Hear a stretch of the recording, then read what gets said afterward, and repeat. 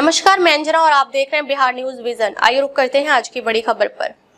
मुख्यालय में कड़ी सुरक्षा के बीच नामांकन की प्रक्रिया जारी है। शनिवार को 9 उम्मीदवार ने अलग अलग पार्टी से अपना नामांकन किया है। 20वीं विधानसभा राजद से आशिफ अहमद, बीजेपी से हरिभूषण ठाकुर उर्फ बचौल, निर्दलीय ब्रज मोहन ठाकुर, मधुबनी विधानसभा राजद से समीर महासेठ, एनडीए से माधव आनंद, निर्दलीय मिथिलेश पासवान, मनोज चौधरी, बाबू बढ़ी विधानसभा जदयू से मीना कामत, जनसुराज से मनोज यादव ने नामांकन किया। नामांकन के बाद मधुबनी विधानसभा के राजद उम्मीदवार समीर महासेठ ने कहा कि मधुबनी विधानसभा अंतर्गत आने वाले इलाकों को स्मार्ट सिटी बनाना है, जबकि मधुबनी सहित हर जगह युवा बेरोजगारी की मार झेल रहा है। सत्ता परिवर्तन होने वाली है। 20वीं विधानसभा बीजेपी के हरिभूषण ने कहा कि 20वीं में बहुत सारी समस्या को खत्म किया है, अब जो भी बची है जीतने के बाद खत्म किया जाएगा। बता दें कि नामांकन स्थल विधानसभा वार बनाया गया है। 20वीं के लिए डीआरडीए मधुबनी विधानसभा के एसडीओ कार्यालय, बाबू बढ़ी विधानसभा के लिए डीसीएलआर कार्यालय बनाया गया है। इन्हीं जगहों पर नामांकन हो रही है।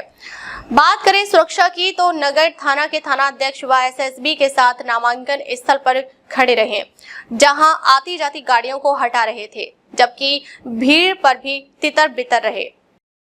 कि उन्होंने मुझे प्रत्याशी बनाया 20वीं विधानसभा के लिए, और अभी मैंने नॉमिनेशन पेपर फाइल किए हैं और अब मैं लोगों के बीच जाऊंगा और उनकी समस्याओं को समझूंगा और उनसे आशीर्वाद मांगूंगा। चुनाव जीतने के बाद पहला काम क्या रहेगा आसिफ अहमद के लिए 20वीं विधानसभा के लिए? देखिए, कामों की लिस्ट बहुत लंबी है। अगर मैं आपको बताऊं, शिक्षा के क्षेत्र में काम की ज़रूरत है, स्वास्थ्य के क्षेत्र में काम की ज़रूरत है, स्पोर्ट्स की कोई फैसिलिटी हमारे युवाओं के लिए नहीं है। 20वीं प्रखंड में अगर आप देखें, कहीं पे डिग्री कॉलेज नहीं है, रोड की बुरी हालत है, तो बहुत सारी समस्याएं हैं। हम लोगों के बीच जाकर उनकी समस्याओं को समझेंगे और उसका हल निकालने पर हम लोग काम करेंगे। सेवा किए हैं, सेवा करेंगे और जनबल के आगे धनबल झुकेगा। बस प्रत्याशी हरिभूषण ठाकुर बचौल नामांकन करा के अभी नामांकन कर से बाहर निकले हैं।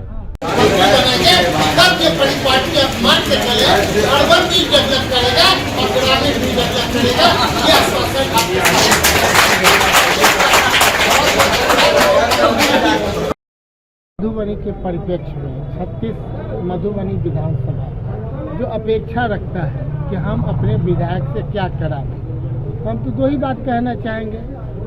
पूर्व का भी कुछ तुलना करना चाहिए, क्योंकि देश तो आज़ाद 2014 के बाद हुआ, उससे पहले देश आज़ाद नहीं था। एक भी सुइया का फैक्ट्री नहीं था, कुछ नहीं था 2014 से पहले। तो 14 के बाद देश आज़ाद हुआ। उन लोगों को मैं कहना चाहता हूँ, आज़ादी तो 47, आप बताइए क्यों इस तरह की बात करते हैं? हम किसी को जनमानस को ठेस नहीं पहुंचाना चाहते, इतना कहना चाहते हैं जो 2015 में आपने देखा उससे बढ़िया 2020 में देखा, जो 2020 में देखा उससे ज़्यादा अच्छा 2025 में देखेंगे। ये हम लोग कहना चाहते हैं और 2025 में करके दिखाएंगे। वही मधुबनी पूरे बिहार का 1 to 10 में आएगा। किसी के कहने से नहीं होता है। एक दिन में कोई बच्चा, हमने कहा क्योंकि उन लोगों के मन में है कि 2014 में आबादी मैंने आज़ाद हुआ। यहाँ तो भाई 18 साल का बच्चा जो आज पहला वोटर हो गया, वो आप समझते हैं कि इनके 20 साल के शासन काल में पहला वोटर बन गया हमारा। इससे बढ़िया और क्या हो सकता है? तो उसके मन में है कि हमारे मन में क्या होना चाहिए, हमारी शिक्षा कैसा होना चाहिए, हमारा स्वास्थ्य का कैसा ध्यान देना चाहिए, हमारे लिए शहर कैसा होना चाहिए। इनका तो जो नगर विकास का मंत्री होता है पूरे बिहार में 20 साल से, वही सबसे पहले हार जाता है। सबसे बड़ा बात है, अगर तुम कहते हो तो दिस इज माई चैलेंज कि एक भी मंत्री का नाम बताओ जो आज तक नगर विकास मंत्री तुम्हारा जीता है। तो 20 साल का इतिहास वही है। तो सर आप, मैं ज्यादा एलिगेशन नहीं लगाऊंगा, प्यार से हम कहूँगा।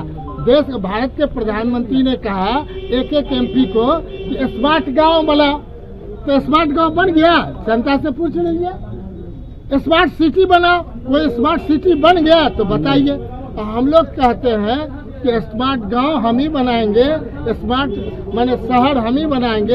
ये विजन तेजस्वी जी के पास है। उस विजन के साथ बिहार को आगे ले जाना है। कोई युवा, कोई माने बेरोजगार नहीं रहेगा। ये दृढ़ संकल्प उनका है। उस दृढ़ संकल्प के साथ हम लोग आगे बढ़ेंगे और कोई भी झांसे में मत आओ। अब तक के लिए बस इतना ही, फिर मिलते हैं एक ऐसी ही बड़ी खबर के साथ। अब तक के लिए नमस्कार और देखते रहिए बिहार न्यूज विजन।